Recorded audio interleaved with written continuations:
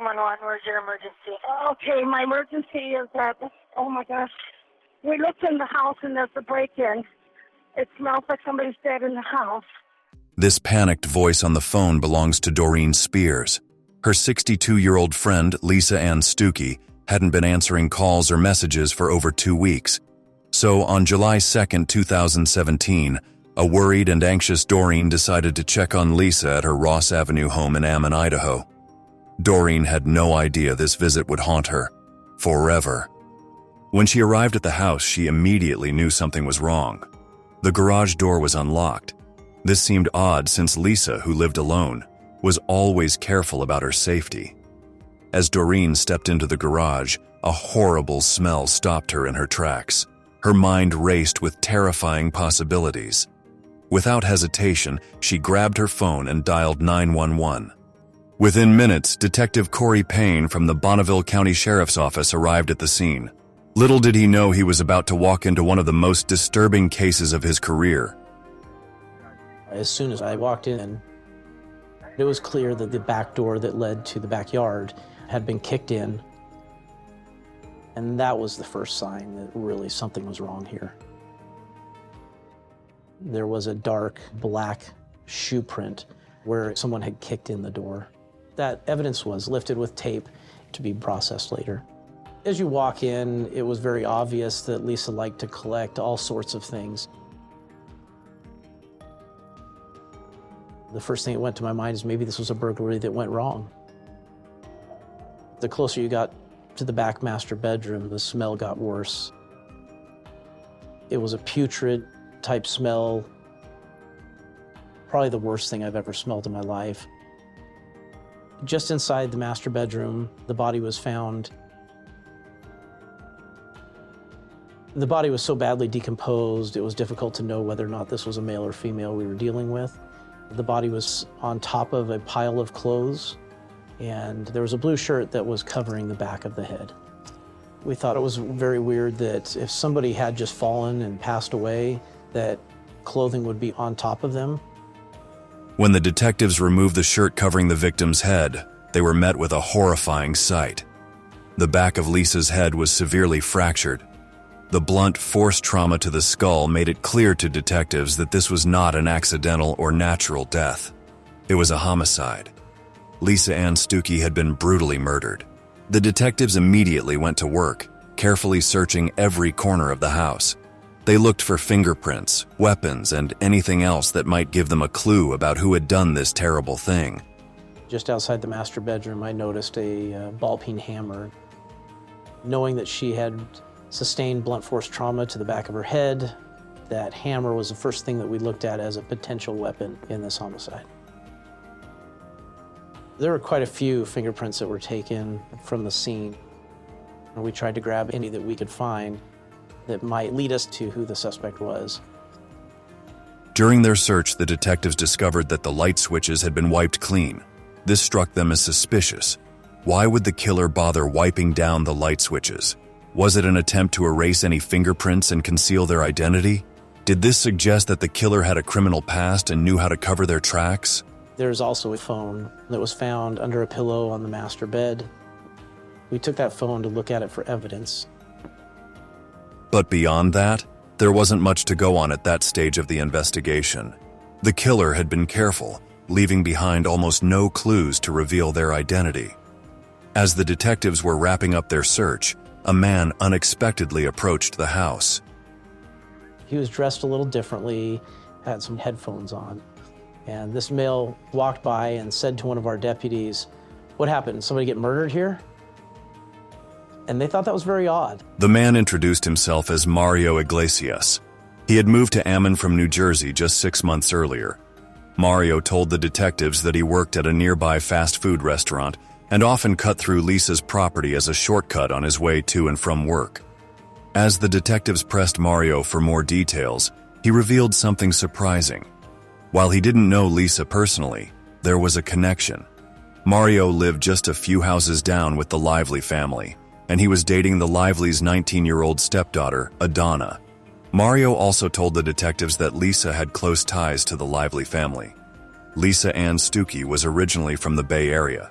She had been married to Frederick, an IBM engineer, and the two shared a beautiful, loving relationship. But fate had other plans. In 2004, Frederick's health took a sudden and devastating turn. Despite the doctor's best efforts, he passed away, leaving Lisa heartbroken and alone. Yet, even in her darkest moments, Lisa found remarkable strength. Determined to rebuild her life, she moved to Idaho Falls for a fresh start. It was there that she first met Wendy Lively.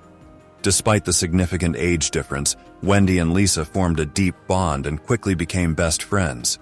They did everything together, often spending time at each other's homes and socializing frequently. Lisa also built a warm friendship with Wendy's husband, Alan Lively. Their stepson, Jamion, would often help Lisa with chores and errands around the house.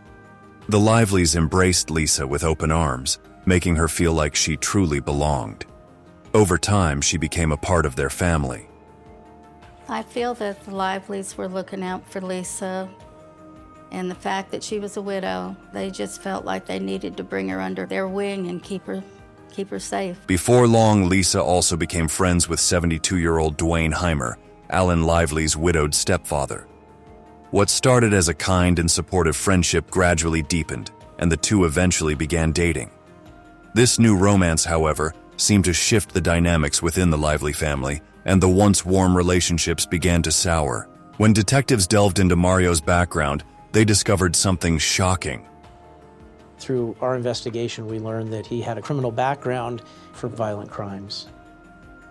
We always hear that suspects who are involved in homicide return to the scene. Given that robbery could align with the killer's motive, Mario's background raised serious red flags. Mario knew Lisa had valuables and cash in her house. Could he have planned to rob her and things went terribly wrong? Did Lisa catch him in the act, leading to a struggle and her death? The detectives couldn't shake the feeling that Mario was hiding something. With his suspicious behavior and history of crime, the detectives decided to bring Mario in for questioning. They needed answers, and they hoped Mario held the key to unlocking the truth about Lisa's murder. I want to go back to the day the police were out there. Okay. Okay, because I was standing out front. Okay. Mario, how come you said it looks like somebody got murdered? I didn't say that. No, you said, hey, what happened? Did somebody get hurt? Okay, yeah, I brought that up because, hey, you don't see this every single time where it's all forensic stuff and stuff like that. I put 2 and 2 together. I'm not stupid. But to walk by and say that, you threw so much suspicion right on yourself. You know that? That's fine. That's totally fine. I don't know. You have the mystery. I've straightened out my life big time. You know, I went to a hard-to-love public school, gangs and everything like that. I thought that was the cool thing to do. Were you involved in gangs? Yeah, I was. However, Mario's confession wasn't limited to his criminal past. He also revealed a recent explosive argument with the Liveleys. Apparently, Wendy had misplaced a couple of $100, and Mario had been the one blamed for it. I said, why would I bite the hand that feeds me? I don't like getting screamed and yelled at every single night. That they were going to put my stuff out and make me homeless. I didn't know where to go with no money. So did you threaten Wendy and her family over this fight? Yes, I did threaten them. I said, hey man, you guys are going to do this to me. Man, I'm going to come back and just everything up. Shoot everything up. And? Kill. The missing money and the argument with the Liveleys raised a major red flag for the detectives. Could financial troubles have driven Mario to rob Lisa? It was certainly a possibility. Mario admitted to walking past Lisa's house every day. He had the opportunity and perhaps even a motive. But despite their suspicions, the detectives didn't have enough evidence to arrest him. They had to let him go. However, Mario remained their prime suspect, and they were determined to keep a close watch on him. With Mario under surveillance, the detectives shifted their focus to the forensic evidence collected at the crime scene. Perhaps the lab could uncover the missing pieces of the puzzle and lead them to Lisa's killer. Because of the decomposition of her body, we still didn't know the exact time of her death, so we used her cell phone and analyzed it. A review of her phone calls indicated she had completed phone calls late on June 15th, but from June 16th on, there were no more outgoing calls. Just phone calls and contacts coming in from concerned friends And so we had an operating theory that the crime had occurred either late June 15th or the early morning hours of June 16th. With this critical piece of timeline established, the detectives turned their attention to the neighborhood. They hoped someone might have seen something that could help them crack the case. However, their efforts were hampered by the holiday weekend. Most of Lisa's neighbors were out of town, enjoying 4th of July celebrations. Left with few options, the detectives decided to speak with Doreen Spears. As the person who found Lisa and made the 911 call, they hoped she could shed some light on the mystery surrounding Lisa's death. I mean, I knew Lisa had a lot of money. Was she ever worried about somebody coming in and stealing her? Always, but she wouldn't do anything. Where did Lisa keep her valuables in the house? In the closet and almost everywhere.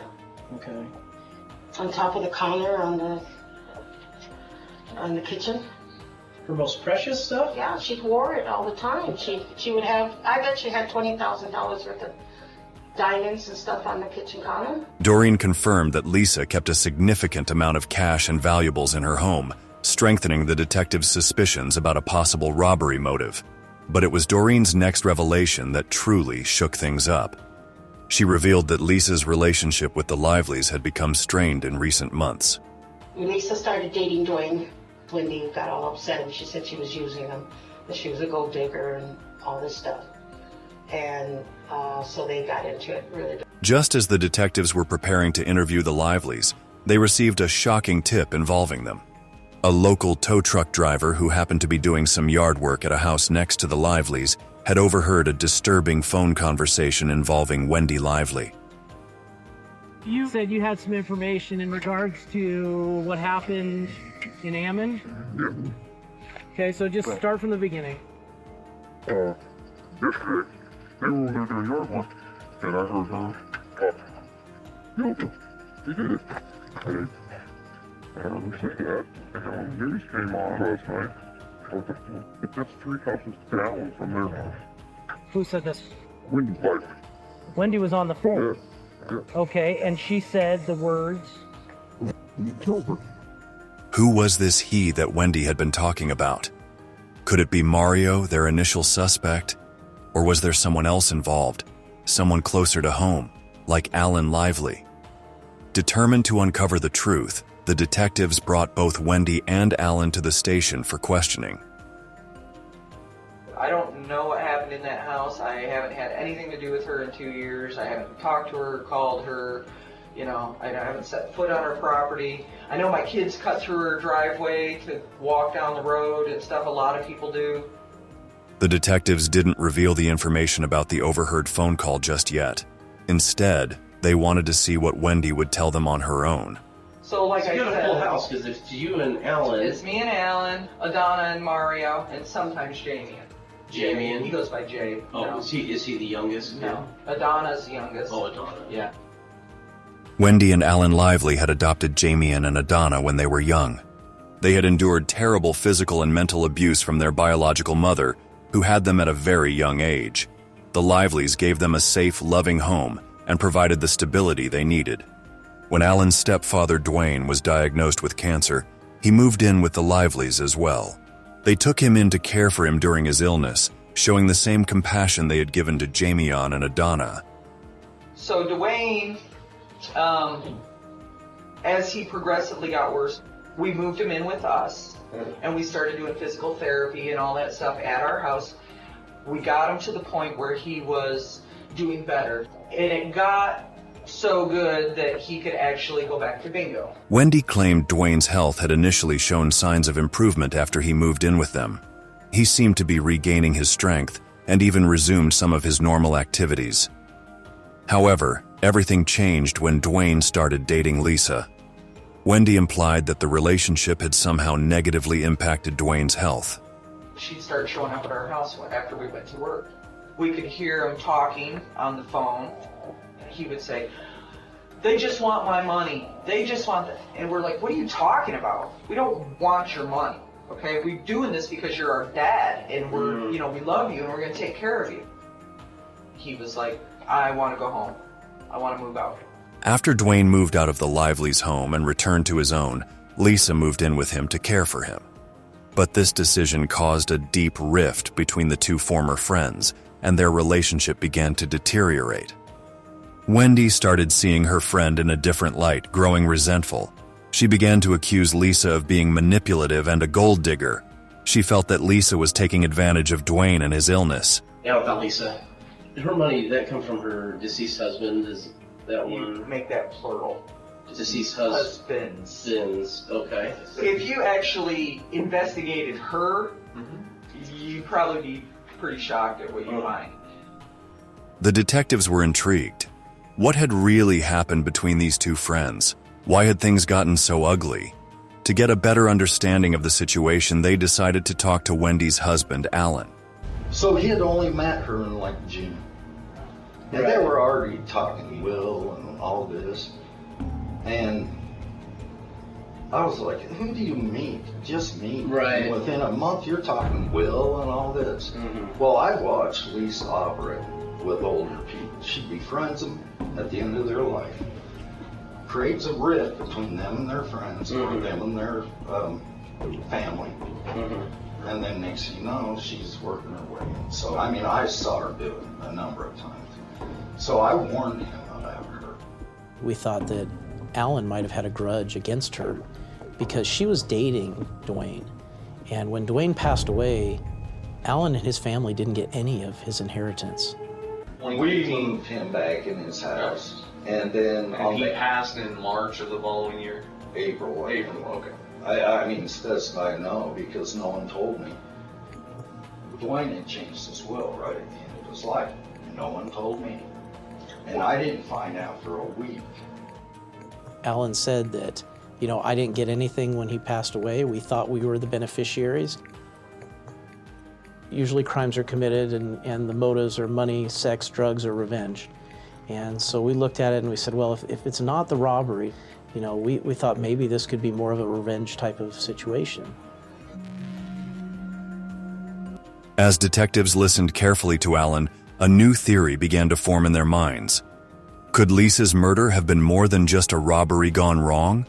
Was it an act of revenge driven by the Lively's growing resentment and anger toward Lisa?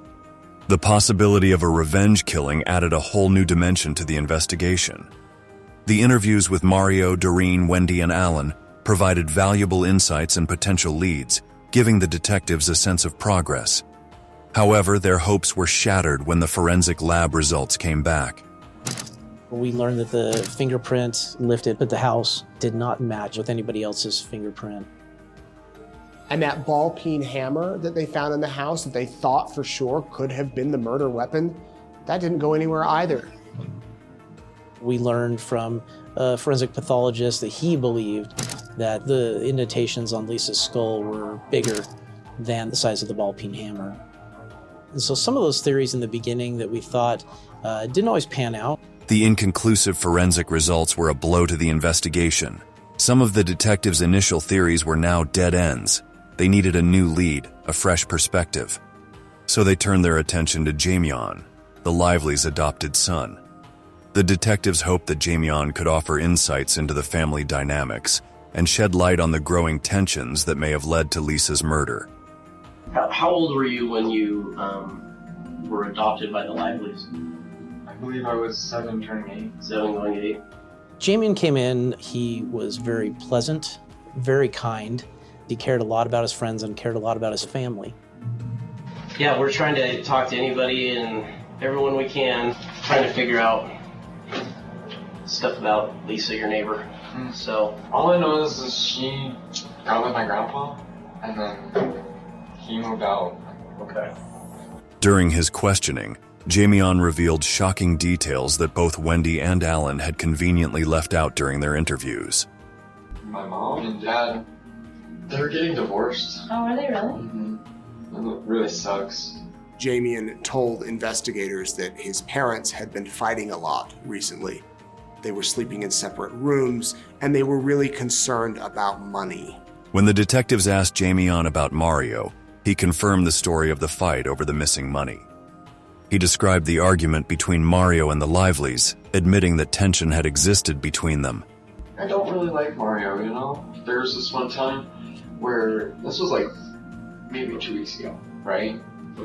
So my mom misplaced some money, right? And Adonna asked, not accused. She said, hey, did you take this? And he's just freaked out, like, why are you accusing me? I didn't touch it. I didn't take anything, you know? Like really defensive. Yeah, and so Adonna's like, you know, I don't feel like you're telling the truth. I want you to leave. I want you to leave the house because they were already having problems. And he was like, you're dead, you don't know who and like all that, you know, and like. To your sister? Yeah, he's like, your family, you don't know who, like, that's what he was saying. Mario's history of violence and theft couldn't be ignored. Could he have been involved in Lisa's death after all?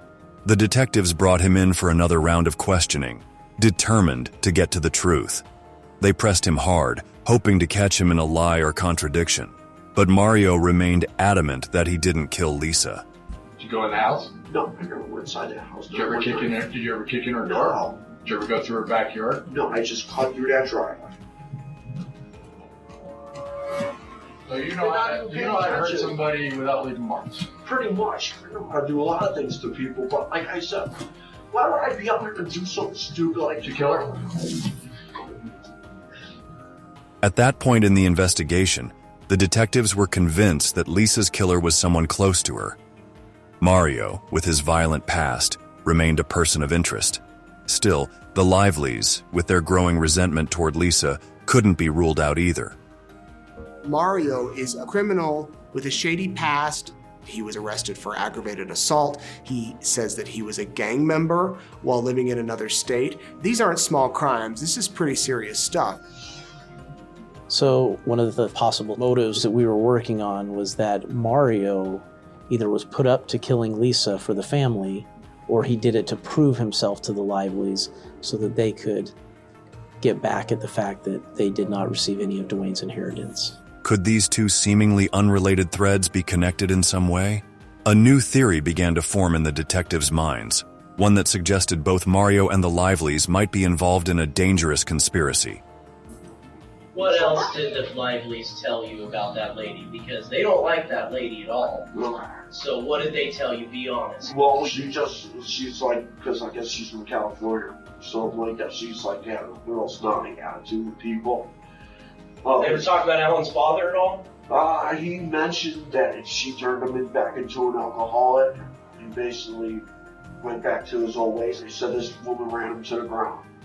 The Liveleys, you've been there just a couple months. Yeah. They've treated you like a son, I'm assuming, right? Pretty much. I feel good about myself. Yeah. Would you hurt somebody for the Liveleys? No. No, I wouldn't do that. They're your family. Well, I consider them my family now, but I wouldn't do nothing like this for anybody. According to Mario, Alan was deeply troubled by the growing problems in his marriage. The recent arguments and tension had taken a visible toll on him. How pissed off is Alan at this lady? Like, not at him. Pissed off like you were threatening to kill the family? Is he that pissed off? No, well, he was just saying, like, he doesn't talk to people. Me and him have been bonding a lot. Yeah, I see a lot of anger. I mean, like he's losing everything. He's losing everything that he had worked hard for now. So they fight about money? Yeah. With a growing pile of evidence and a hunch that something wasn't quite right at the Lively home, the detectives obtained a search warrant. They meticulously searched through every room, gathering potential evidence, clothing, shoes, anything that could be compared to clues found at the crime scene, especially that mysterious shoe print on Lisa's back door. During the search warrant of the Lively home, detectives confiscated every single pair of shoes that was there, in hopes that it would match up to the shoe print.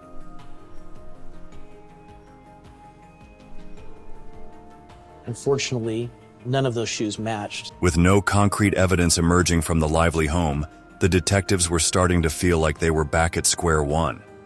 Had they been wrong about the Lively's involvement? Just as frustration began to set in, a new lead emerged, breathing life back into the investigation. And it was at that point that we got a phone call. I didn't know what to say. I didn't know what to do. It was a female stating that she knew more about this homicide. He told me exactly what he did. And then he told me that if I were to say a word, that he would go on a rampage. The caller was Lauren Pedersen, and she shocked the detectives by revealing the name of Lisa Stukey's killer. To their surprise, the murderer was neither Mario nor Alan. It was Alan and Wendy's adopted son, 20-year-old Jamion Hernandez. Lauren and Jamion first met in 2009 when Lauren moved to Idaho Falls. He was the one who helped her settle in, and they'd been close ever since. Sometimes when someone commits a crime, they confess to a friend, someone they trust. That's exactly what Jamion had done. The detectives immediately brought Lauren to the station, where she nervously recounted everything Jamion had told her. Nobody knows you're here. Okay? You're brave and you're doing the right thing. Okay?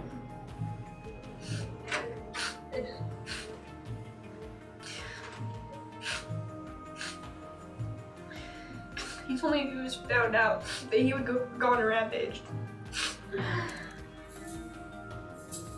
And he's like, I'm gonna tell you this, and you can't say anything.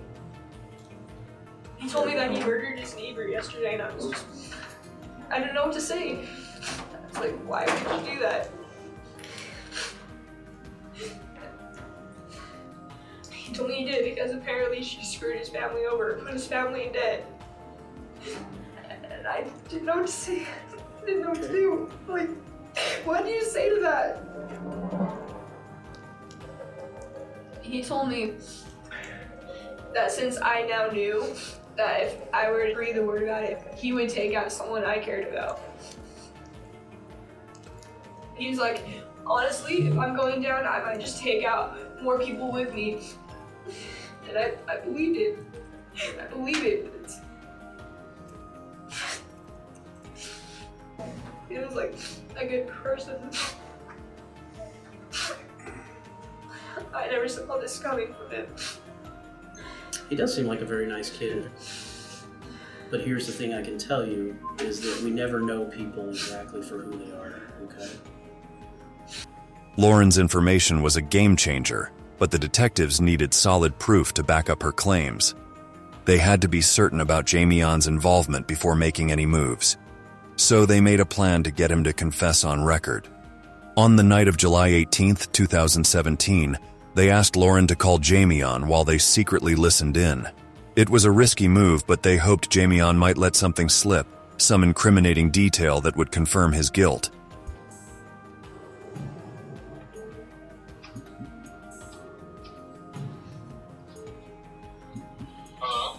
Hey, Jen. What up? You brought up something the other day, and it kind of worried me because I'm seeing things everywhere. Okay, so Like I'm seeing that's the stuff. question. I'm seeing stuff all over Facebook. I'm seeing stuff like I'm hearing stuff on the radio. Jay, do you have like a second? Could you go? It doesn't even matter. Could you just for a second? Stop talking about it. Stop thinking about it. Let it go. Drop it. Unfortunately, the plan to get a confession failed.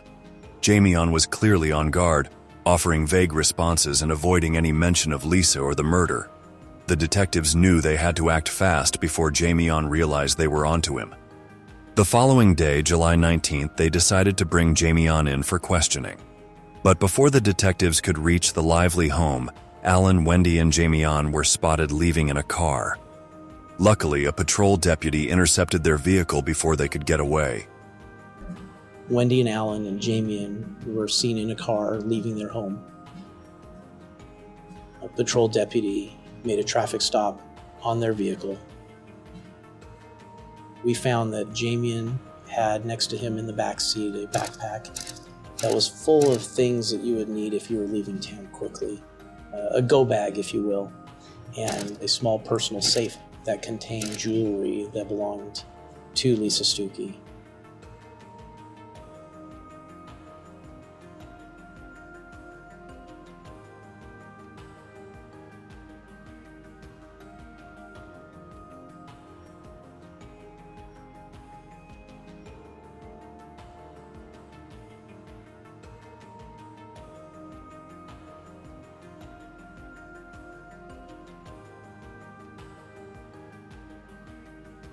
At the sheriff's office, the detectives pressed Jamie on for a confession. They laid out the evidence, hoping to break his resolve and get him to admit his involvement. I will admit to you 100% that you had me fooled the first time you came in here. I didn't do anything. That's not gonna cut it, Dave. Take a good long look at that. Take a look at it. Take a look at that. Take a look at that. You know what that smelled like? Do you have any idea what that was like? Huh? I didn't do that. Look at it. Yes, you did. Yes, you did. No, I didn't. Jamie initially tried to play it cool, denying any involvement in Lisa's death.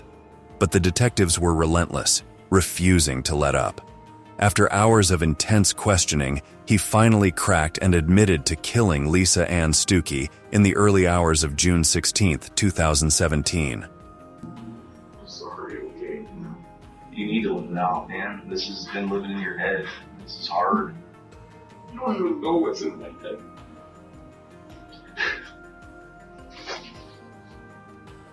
I hate her so much. It was gonna be fine if she didn't step in. One time would be fine and everyone would be okay. Jamie had been thinking about it for over a year, ever since Dwayne had passed away. He had even Googled how to pick a deadbolt before breaking into her home. He narrated the entire incident to the detectives, describing in detail how everything had unfolded that fateful night. Go ahead and tell me then what happened. So, we basically got off work at 1 in the morning. I was just having a really hard day. I came home and started to have a few drinks, and then I left my house because Lisa lived right down the street from my house. I had felt a lot of anger and resentment towards her for her actions in which she had separated my grandfather from my family, ultimately leading to his death. And in that process, she managed to somehow get him to write my dad out of his will, essentially. And this is from my own perception on it, and to me, I feel like that played a major role in why my parents are having issues. And from my point of view, I felt as if this financial loss was a big blow to their relationship and stability. And to me, my family's everything, you know. So if this woman destroyed that all that. But I went to her house and I didn't think she was there, honestly, on the first one. And I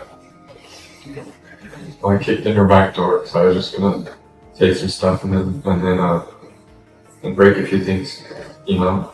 I don't know why. She ended up being home, and I got scared and left. And then I had a few more drinks, and then I came back with a bat, and I went to her. I didn't know where she was until she came out of her room. So I knew where her room was, but I didn't know where she was sleeping. And I went into the room, and I was wearing all black. I had gloves on, so it was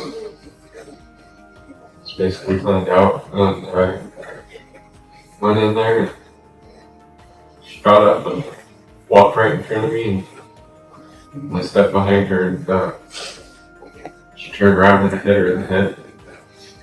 She fell down, and then she started to, well, I started looking around, you know, and I was panicking at this point. And she backed up and scared me. And so I hit her again. Then I hit her 2 more times. So then I was pretty positive she was dead. I took some things and I left. The truth Jamion revealed was far darker and more twisted than they could have imagined. As he described the events, the detectives were stunned by the coldness of his actions.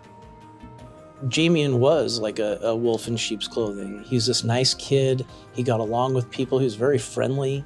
And it was almost like no one would suspect this kid. It's unfortunate that he had that dark side to him.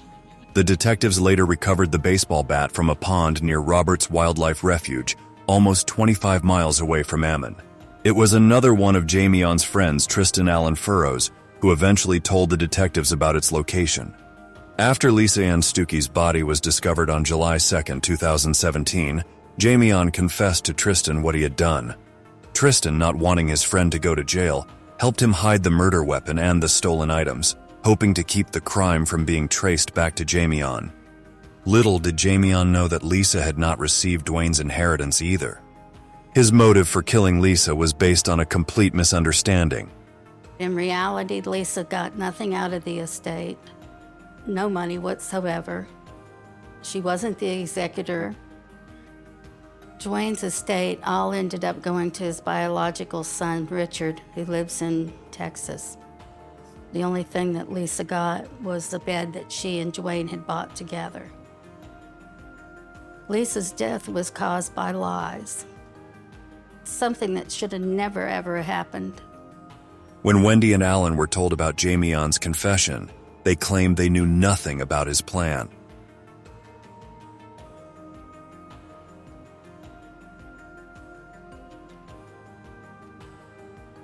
As for the tip about the phone call, the detectives were unable to verify any details of the accusation.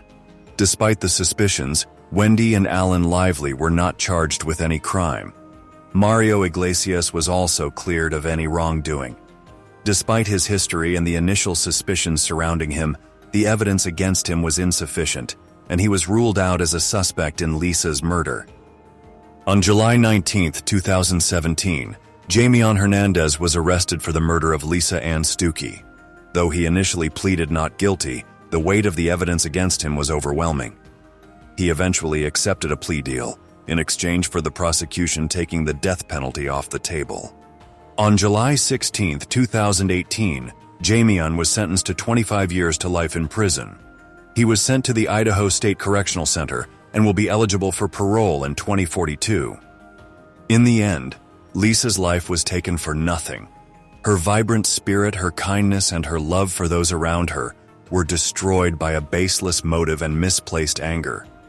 While justice was served, the void left by her absence will forever be felt by those who knew and loved her. I miss her so much.